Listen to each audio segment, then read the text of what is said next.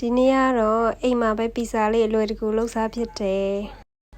ရှိတာလေးနဲ့အဆင်ပြေအောင်လုပ်ထားတာလေးပါနော်တဆေးလက်ဖက်ရည်စွန်းနှစ်စွန်းနဲ့တကြားတစ်စွန်းနဲ့ကို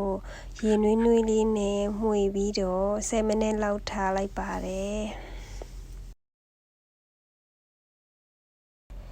ပြီးရင်တော့ဂျုံမုံနဲ့တန်လွင်စီနဲ့စားနဲ့ကိုရေနွေးနွေးလေးနဲ့ရောပြီးတော့နေပါမယ်တမအောင်နေပြီးသွားပြီဆိုရင်စောနာက10မိနစ်စိမ်ထားတဲ့တဆေးရည်လေးကိုပါထည့်ပြီးတော့မုံနစ်လေးကိုတိရှာလေးနေပါမယ်နော်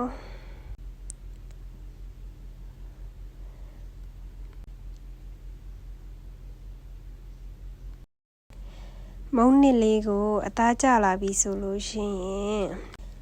တနာရီလောက်မုံသားလေးပွားအောင်စောင့်ရပါမယ်နော်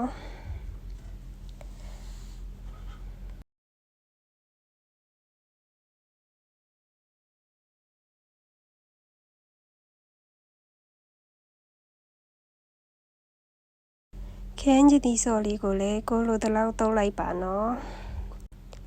ဒါပြီးရင်တော့ cheese လေးနည်းနည်းထည့်ပါမယ်နော်ကိုက cheese များများထည့်ကြရင်တော့